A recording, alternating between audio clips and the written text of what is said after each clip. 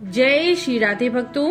केदारनाथ जी को कहा जाता है जागृत महादेव। और क्यों कहा जाता है जागृत महादेव, तो इससे जुड़ी हुई कई सारी रोचक कथाएं हैं, जिसमें से एक कथा हम आपके लिए आज यहाँ पर लेकर आए हैं। तो चलिए शुरू करते हैं। एक बार एक शिव भक्त था। वो अपने गांव से केदारनाथ धाम की यात्रा के लिए निकला। पहले यातायात की सुविधाएं नहीं थीं, सो वो पैदल ही चल पड़ा। रास्ते में जो भी मिलता उससे केदारनाथ का मार्ग पूछ लेता।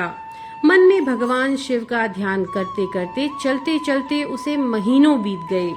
आखिरकार एक दिन वो केदारनाथ धाम पहुंच गया। केदारनाथ धाम के मंदिर के द्वार 6 महीने के लिए खुलते हैं और 6 महीने बंद रहते हैं। वह जब मंदिर पहुंचा उस समय मंदिर के द्वार बंद हो रहे थे। पंडित जी को उसने बताया कि वो बहुत दूर से महीनों की यात्रा करके आया है। वो बार बार पंडित जी से प्रार्थना करने लगा कि कृपा करके एक बार दरवाजा खोल दीजिए, मैं प्रभु के दर्शन कर लूं।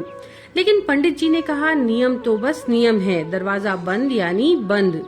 वो बहुत रोया, बार बार भगवान शिव को याद करता रहा, बार बार उनसे प्रार्थना करता रहा कि बस एक बार दर्शन करा दो। सभी से उसने प्रार्थना की लेकिन किसी ने नहीं सुना।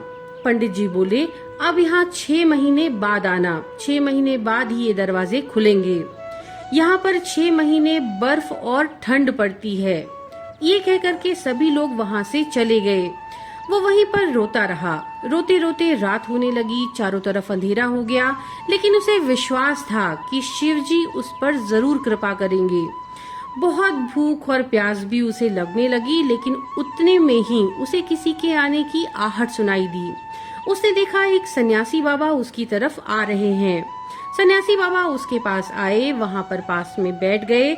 उससे पूछा, बेटा कहाँ से आए हो? उसने सारा हाल सुना दिया और बोला कि बाबा मेरा यहाँ आना व्यर्थ हो गया। बाबा ने उसे समझाया, खाना भी दिया, बहुत देर तक उससे बातें भी करते रहे और बाबा को उस पर दया आ गई।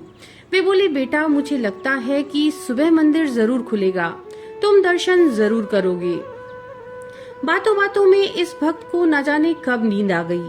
सूर्य के मध्यम प्रकाश के साथ भक्त की आंखें खुली। जब उसने इधर उधर बाबा को देखा तो वो कहीं नहीं दिखे।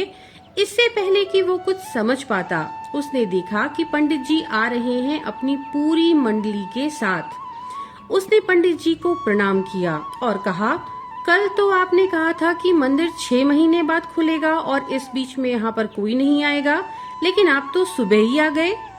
पंडित जी ने उसे गौर से देखा, पहचानने की कोशिश की और पूछा, तुम वही हो जो मंदिर का द्वार बंद होने पर आए थे, जो मुझे मिले थे?